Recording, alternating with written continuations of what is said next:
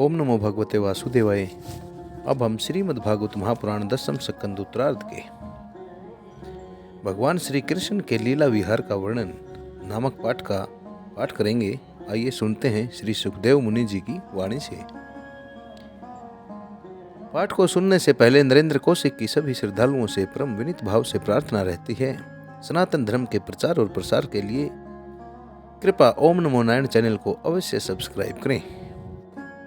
आइए आरंभ करते हैं। सुखदेव मुनि जी कहते हैं, परीक्षित, द्वारका नगरी की सुंदरता लौकिक थी। उसकी सड़कें मद चूते हुए मद वाले हाथियों, सुसज्जित योद्धाओं, घोड़ों और सोने के समान रथों की भीड़ से सदा सर्वदा भरी रहती थी। जिधर भी देखिए उधर ही हरे हरे बाग बगीचे लहरा रहे हैं। पांत के पांत वृक्ष फूलों से लदे हुए हैं, उन पर बैठकर भंवरे गुनगुना रहे हैं और तरह तरह के पक्षी चहचहा रहे हैं। वह नगरी सब प्रकार की संपत्तियों से भरपूर थी। जगत के श्रेष्ठ वीर यदुवंशी उसका आनंद लेने में अपना सौभाग्य मानते थे। वहाँ की स्त्रियां सुंदर सुंदर वेशभूषाओं से विभूषित थी और उनके अंग अंग से जवानी की छटा छिटकती रहती थी। वे जब अपने महलों में गेंद आदि के खेल खेलती और उनका कोई अंग कभी दिख जाता तो ऐसा जान पड़ता मानो बिजली चमक रही हो। बिजली के समान उनके सुंदर सुंदर अंग थे। लक्ष्मीपति भगवान की यही अपनी नगरी द्वारका थी, जिसमें वे निवास करते थे। भगवान श्री कृष्ण 16,000 से अधिक पत्नियों के एकमात्र प्राण वल्लभ थे, अर्थात भगवान श्री कृष्ण 16,000 से भी अधिक पत्नियों के दिल की धड़कन थे, उनके प्राण वल्लभ थे। उन पत्नियों के अलग अलग महल भी परम ऐश्वर्य से संपन्न थे। जितनी पत्नियां थी उतने ही अद्भुत रूप धारण करके भगवान श्री कृष्ण उनके साथ विहार करते थे। सभी पत्नियों के महलों में सुंदर सुंदर सरोवर थे। सरोवर का निर्मल जल खिले हुए नीले, पीले, सफेद, लाल और तरह तरह के कमलों के परागों से महकता रहता था। उनमें झुंड के झुंड हंस, सारस आदि सुंदर सुंदर पक्षी चहचहाते रहते थे। भगवान श्री कृष्ण इन जलाशयों में, इन तालाबों में तथा कभी कभी नदियों के जल में भी प्रवेश कर अपनी पत्नियों के साथ जल विहार करते थे। भगवान के साथ विहार करने वाली पत्नियां जब उन्हें अपने भुजा पास में अपने बाहों में बांध लेती, आलिंगन करती, तब भगवान के श्रीअंगों में उनके वक्षस्थल की केसर लग जाती थी, अर्थात उनके छाती पे लगे हुए केसर लग जाती थी। उस समय गंधर्व उनके यश का गान करने लगते। सूत, मागध और वंदना करने वाले लोग बड़े आनंद से मृदंग, ढोल, नगाड़े और वीणा आदि बाजे बजाने लगते। भगवान की पत्नियां कभी कभी हंसते हंसते पिचकारियों से उन्हें भिगो देती थी, वे भी उनको तर्क कर देते। इस प्रकार भगवान अपनी पत्नियों के साथ खेलते मानो यक्षराज कुबेर यक्षिणियों के साथ ही विहार कर रहे हों। उस समय भगवान की पत्नियों के छाती के भाग और जंघा आदि अंग वस्त्रों के भीग जाने के कारण उनमें से झलकने लगते, दिखाई देने लगते।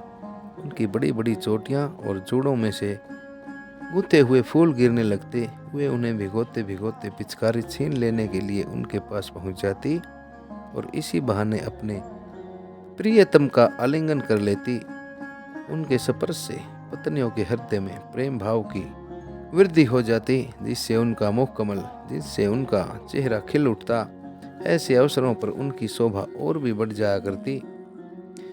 उस समय भगवान श्री कृष्ण की वनमाला उन रानियों के वक्षस्थल पर लगी हुई केसर के रंग से रंग जाती, अर्थात रानियों के छाती पर लगी हुई केसर के रंग से रंग जाती। विहार में अत्यंत मग्न हो जाने के कारण घुंघराले बाल लहराने लगते। वे अपनी रानियों को बार बार भिगो देते और रानियां भी उन्हें सराबोर कर देती। भगवान श्री कृष्ण उनके साथ इस प्रकार विहार करते मानो कोई गजराज, कोई हाथी हथिनियों से घिरकर उनके साथ जल में खेल रहा हो।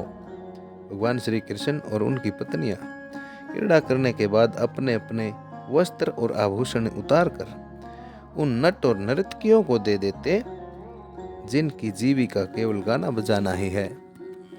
परीक्षित, भगवान इसी प्रकार उनके साथ विहार करते रहते। उनकी चाल ढाल, बातचीत, मुस्कुराहट, हास विलास और आलिंगन आदि से रानियों की मन की वृत्ति उन्हीं की ओर खींची रहती उन्हें और किसी बात का ध्यान ही न होता। परीक्षित रानियों के जीवन सर्वस्व अर्थात जीवन के सब कुछ उनके एकमात्र भगवान श्री कृष्ण ही थे। वे कमल नयन श्याम सुंदर के चिंतन में इतनी मगन हो जाती कि कई देर तक चुप हो जाती और फिर उन्मत्त के समान असंबद्ध बातें करने लगती। कभी कभी तो भगवान श्री कृष्ण की उपस्थिति में ही प्रेम उन्माद के कारण उनके विरह का अनुभव करने लगती और न जाने क्या क्या कहने लगती। मैं उनकी बात तुम्हें सुनाता हूँ।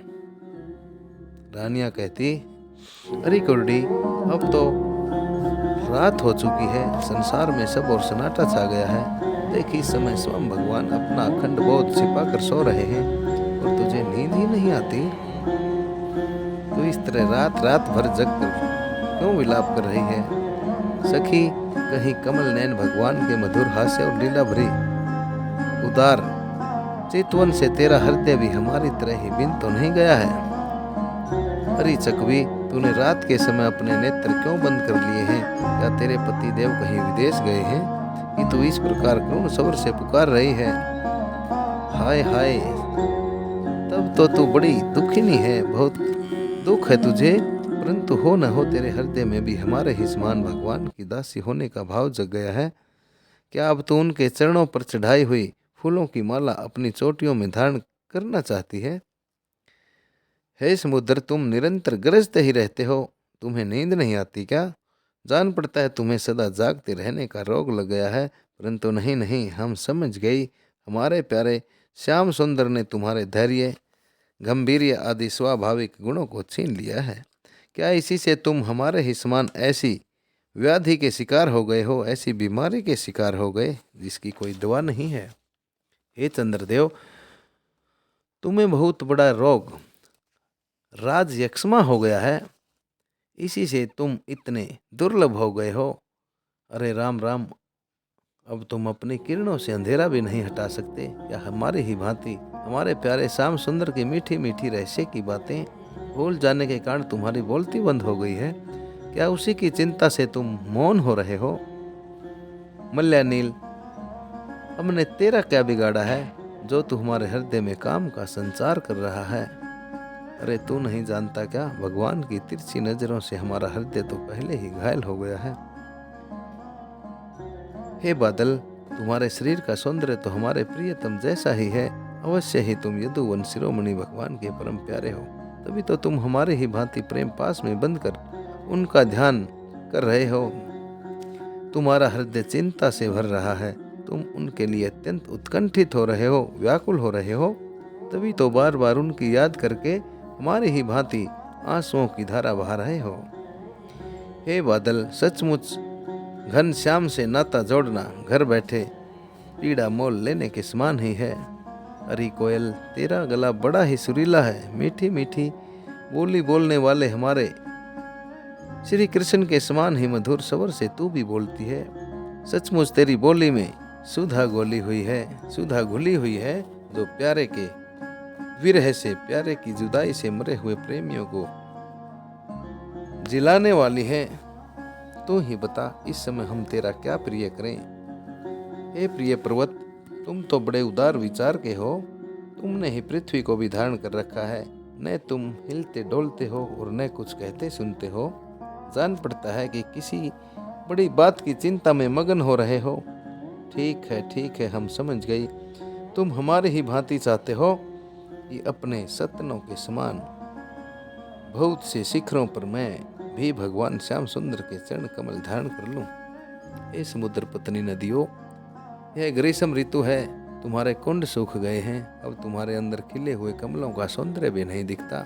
तुम बहुत दुबली पतली हो गई हो। जान पड़ता है जैसे हम अपने प्रियतम श्याम सुंदर की प्रेम भरी चितवन न पाकर अपना हृदय खो बैठी हैं और अत्यंत दुबली पतली हो गई हैं। वैसे ही तुम भी बादलों के द्वारा अपने प्रियतम समुद्र का जल न पाकर ऐसी दीनहीन हो गई हो।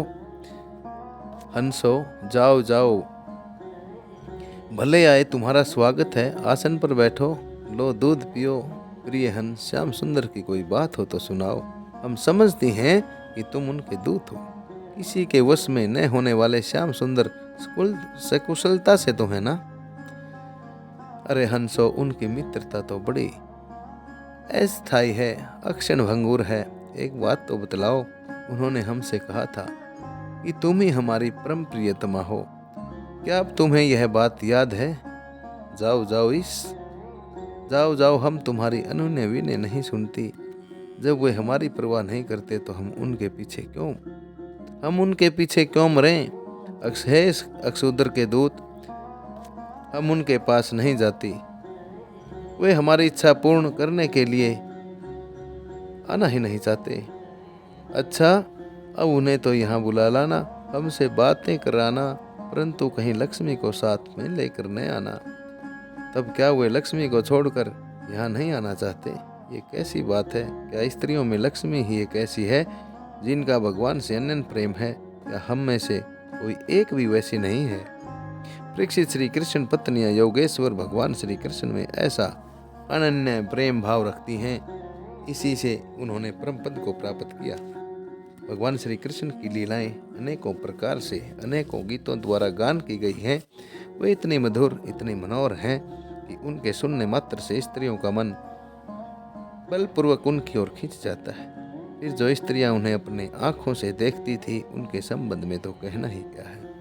जिन बड़े भागिनी स्त्रियों ने जगत गुरु भगवान श्री कृष्ण को अपना पति मानकर परम प्रेम से उनके चरण कमलों को सहलाया, उन्हें नहलाया, धुलाया, खिलाया, पिलाया, तरह तरह से उनकी सेवा की, उनकी तपस्या का वर्णन तो भला किया ही कैसे जा सकता है। ये परीक्षित, समस्त पत्नियां भगवान श्री कृष्ण को पाने के लिए, उनके दर्शन के लिए इस प्रकार व्याकुल रहती हैं। भगवान श्री कृष्ण सत्पुरुषों के एकमात्र आश्रय हैं। उन्होंने वेदोक्त धर्म का बार बार आचरण करके लोगों को यह बात दिखला दी कि घर ही धर्म, अर्थ और काम साधन का स्थान है। इसलिए वे गृहस्थ उचित श्रेष्ठ धर्म का आश्रय लेकर व्यवहार कर रहे थे। परीक्षित, मैं तुमसे कह ही चुका हूँ कि उनकी रानियों की संख्या भी 16,108 थी। उन श्रेष्ठ स्त्रियों में से रुक्मिणी आदि 8 पटरानियां और उनके पुत्रों का तो मैं पहले ही क्रम से वर्णन कर चुका हूँ। उनके अतिरिक्त भगवान श्री कृष्ण की जितनी भी पत्नियां थी, उनसे भी प्रत्येक के 10-10 पुत्र उत्पन्न हुए। यह कोई आश्चर्य की बात नहीं, क्योंकि भगवान सर्वशक्तिमान और सत्य संकल्प है। भगवान के परम पराक्रमी पुत्रों में 18 तो महारथी थे, जिनका यश सारे जगत में फैला हुआ था। उनके नाम मुझसे सुनो: प्रद्युम्न, अनिरुद्ध, दीप्तिमान, भानु, सांब, मधु, वृद्धभानु, चित्रभानु, वृक, अरुण, पुष्कर, वेदबाहु, श्रुतदेव, सुनंदन, चित्रबाहु, विरूप, कवि और नेग्रोध। परीक्षित, भगवान श्री कृष्ण के इन पुत्रों में भी सबसे श्रेष्ठ रुक्मिणी पुत्र प्रद्युम्न जी थे। वे सभी गुणों में अपने पिता के समान ही थे। महारथी प्रद्युम्न ने रुक्मी की कन्या से अपना विवाह किया था। उन्हीं के गर्भ से अनिरुद्ध जी का जन्म हुआ। उनमें 10,000 हाथियों का बल था। रुक्मी के दोहते अनिरुद्ध जी ने अपने नाना की पोती से विवाह किया। उनके गर्भ से वज्र का जन्म हुआ। ब्राह्मणों के शाप से पैदा हुए मूसल के द्वारा यदुवंश का नाश हो जाने पर एकमात्र वे ही शेष बचे थे। वज्र के पुत्र हैं प्रतिबाहु, प्रतिबाहु के सुबाहु, सुबाहु के शांतसेन और शांतसेन के सतसेन। परीक्षित, इस वंश में कोई भी पुरुष ऐसा न हुआ जो बहुत ही संतान वाला न हो, तथा जो निर्धन हो, छोटी आयु का हो या अल्प शक्ति हो, अर्थात कम शक्तिवान हो। वे सभी ब्राह्मण भगत थे। परीक्षित, यदुवंश में ऐसे ऐसे यशस्वी और पराक्रमी पुरुष हुए हैं जिनकी गिनती भी हजारों वर्षों में पूरी नहीं हो सकती। मैंने ऐसा सुना है कि यदुवंश के बालकों को शिक्षा देने के लिए 3,88,00,000 आचार्य थे। ऐसी स्थिति में महात्मा यदुवंशियों की संख्या तो बताई ही कैसे जा सकती है। सोम महाराज उग्रसेन के साथ एक नील के लगभग सैनिक रहते थे। परीक्षित, प्राचीन समय में देव असुर संग्राम के समय बहुत से भयंकर असुर मारे गए थे। वे ही मनुष्यों में उत्पन्न हुए और बड़े घमंड से जनता को सताने लगे। उनका दमन करने के लिए भगवान की आज्ञा से देवताओं ने ही यदुवंश में अवतार लिया था। परीक्षित, उनके परिवारों की संख्या 101 थी। वे सब भगवान श्री कृष्ण को ही अपना स्वामी और आदर्श मानते थे। जो यदुवंशी उनके अनुयायी थे, उनकी सब प्रकार से उन्नति हुई। यदुवंशियों का चित्त इस प्रकार भगवान श्री कृष्ण में लगा रहता था कि उन्हें सोने बैठने, घूमने फिरने, बोलने खेलने और नहाने धोने आदि कामों में भी अपने शरीर का कोई आभास न रहता था। वे जानते ही न थे कि हमारा शरीर क्या कर रहा है। उनकी समस्त शारीरिक क्रियाएं यंत्र की भांति अपने आप होती रहती थी। परीक्षित, भगवान का चरण धोवन गंगा जी, चरणों से धुला हुआ गंगा जी अवश्य ही समस्त तीर्थों में महान और पवित्र है, परंतु जब स्वयं परम तीर्थ स्वरूप भगवान ने ही यदुवंश में अवतार ग्रहण किया, तब तो गंगा जल की महिमा अपने आप ही उनके सूयस तीर्थ की अपेक्षा कम हो गई। भगवान के स्वरूप की यह कितनी बड़ी महिमा है कि उनसे प्रेम करने वाले भक्त और द्वेष करने वाले शत्रु दोनों ही उनके स्वरूप को प्राप्त हुए। जिस लक्ष्मी को प्राप्त करने के लिए बड़े बड़े देवता यत्न करते रहते हैं, वे ही भगवान की सेवा में नित्य निरंतर लगी रहती हैं। भगवान का नाम एक बार सुनने अथवा उच्चारण करने से ही सारे अमंगलों को नष्ट कर देता है। ऋषियों के वंशजों में जितने भी धर्म प्रचलित हैं, सबके संस्थापक भगवान श्री कृष्ण ही हैं। वे अपने हाथ में काल के समान चक्र लिए रहते हैं। परीक्षित, ऐसी स्थिति में वे पृथ्वी का भार उतार देते हैं। यह कौन सी बड़ी बात है। भगवान श्री कृष्ण ही समस्त जीवों के आश्रय स्थान हैं। यद्यपि वे सदा सर्वदा प्रत्येक स्थान पर उपस्थित ही रहते हैं, फिर भी कहने के लिए उन्होंने देवकी जी के गर्भ से जन्म लिया है। यदुवंशी वीर पार्षदों के रूप में उनकी सेवा करते रहते हैं। उन्होंने अपने भुजा बल से अधर्म का अनंत कर दिया है। परीक्षित, भगवान स्वभाव से ही चर अचर संसार का दुख मिटाते रहते हैं। उनका मंद मंद मुस्कान से युक्त सुंदर मुख वज्र स्त्रियों और पूर्व स्त्रियों के हृदय में प्रेम भाव का संचार करता रहता है। वास्तव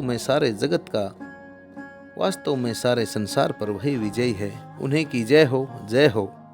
परीक्षित, प्रकृति से अतीत परमात्मा ने अपने द्वारा स्थापित धर्म मर्यादा की रक्षा के लिए दिव्य लीला शरीर ग्रहण किया और उनके अनुरूप अनेकों अद्भुत चरित्रों का अभिनय भी किया है।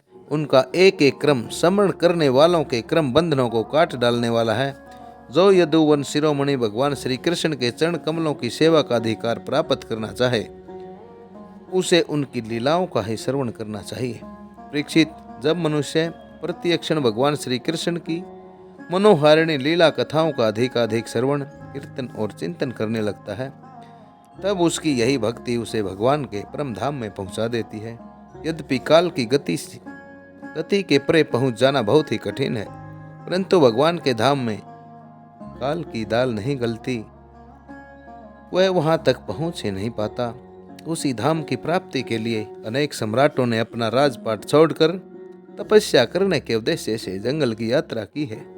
इसलिए मनुष्य को उनकी लीला कथा का ही सदा सदा श्रवण करना चाहिए।